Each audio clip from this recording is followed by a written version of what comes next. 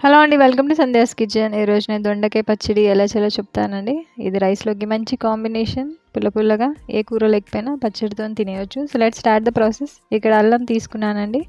1 inch అల్లం ఇది pieces కింద కట్ చేసుకున్నాను. కరివేపాకు, ఆనియన్స్, కొత్తిమీర, గ్రీన్ చిల్లీస్ కొన్ని తీసుకున్నాను. ఇది కారం బట్టి మీరు తీసుకోండి. వెల్లుల్లిపాయలు కొన్ని, ఇక్కడ నిమ్మకాయ తీసుకున్నానండి. చింతపండు బదులు నేను నిమ్మకాయ తీసుకుంటున్నాను. ఇక్కడ జీలకర్ర ఉంది. ఇక్కడ పచ్చి కొబ్బరి పీసెస్ కింద చేసి పెట్టుకున్నాను. కొన్నే వేసుకుంటాను. ఇక్కడ దొండకాయలు కూడా కడుక్కొని కట్ చేసి పెట్టుకున్నాను. ఇప్పుడు ఒక ప్యాన్ తీసుకొని దాంట్లో ఒక 4 స్పూన్స్ వరకు ఆయిల్ వేసుకోండి. పచ్చడి కాబట్టి ఆయిల్ ఎక్కువే పడుతుంది. దాంట్లో ఫస్ట్ మిర్చి వేసుకొని మనం కొద్దిగా ఫ్రై చేసుకోవాలి. మిర్చి కొద్దిగా వేగాక అల్లం వెల్లుల్లిపాయ వేసుకుంటున్నాను.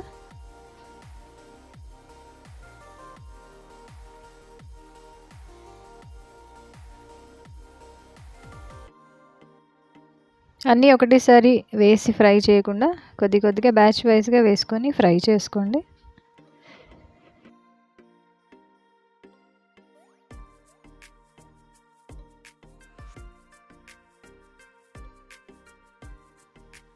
ఇప్పుడు దీంట్లో కొద్దిగా కొబ్బరి వేసుకున్నానండి. కొబ్బరి వేసుకుంటే పచ్చడి ఒక టేస్ట్ చాలా బాగుంటుంది.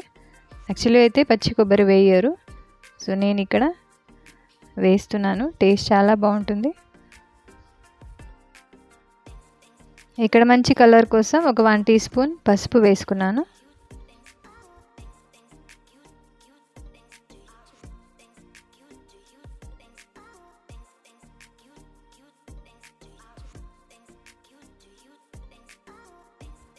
ఇప్పుడు జీలకర్ర, కొత్తిమీర, కరివేపాకు వేసుకున్నానండి. జీలకర్ర ఒక 2 స్పూన్స్ వరకు తీసుకోండి. ఇవి కూడా మంచిగా ఫ్రై చేసుకుందాం. నేను చేసే సింపుల్ రెసిపీస్ మీకు నచ్చితే తప్పక లైక్ చేయండి and also subscribe to Sandhya's kitchen. So ఇక్కడ సాఫ్ట్ అయిపోయాయి. ఇప్పుడు నేను ఆనియన్స్ కూడా వేసేస్తున్నానండి. ఆనియన్స్ మీరు స్కిప్ చేస్తే చేయొచ్చు. టేస్ట్ అనేది ఆనియన్ది కొద్దిగా పచ్చళ్ళలో మంచిగా ఉంటుంది. దాని తర్వాత ఫైనలీ దొండకాయ వేసేస్తున్నానండి. దొండకాయ అగైన్ సాఫ్ట్ అయ్యే వరకు మనం ఫ్రై చేసుకోవాలి. దొండకాయ తొందరగా సాఫ్ట్ అవ్వడానికి ఇక్కడ 3 స్పూన్స్ వరకు నేను సాల్ట్ వేసుకుంటున్నాను. నేను యూస్ చేసేది రాక్ సాల్ట్. మీరు పచ్చడి తర్వాత అన్నా వేయచ్చు, కానీ దొండకాయలు ముదురుగా ఉంటాయి కాబట్టి సాల్ట్ వేసుకొని మీరు ఫ్రై చేసుకుంటే సాఫ్ట్గా అయిపోతాయి.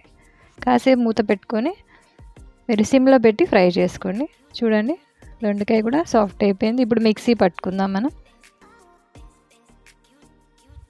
ఇక్కడ చల్లారగా మిక్సీ వేసుకుందాం. మీరు చింతపండు నానబెట్టుకొని దీంట్లో వేసుకొని మిక్సీ చేయొచ్చు. మా ఇంట్లో ప్రిఫర్ చేయరు కాబట్టి నేను లెమనే యూజ్ చేస్తున్నానండి. ఒక 2 లెమన్ స్క్వీజ్ చేసుకొని వేసుకోండి. ఇక్కడ తాలింపు కూడా వేసుకున్నాను. సో మన రెసిపీ రెడీ అయిపోయింది. దొండకాయ పచ్చడి పుల్ల పుల్లగా రైస్లోకి అయితే మంచి కాంబినేషన్. ఈవెన్ చపాతీ అండ్ పూరీలో కూడా కూరలు ఏం లేనప్పుడు తినొచ్చు.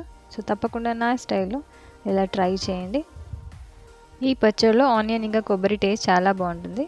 సో ఈ రెసిపీ నచ్చితే తప్పక లైక్ చేయండి. Thank you.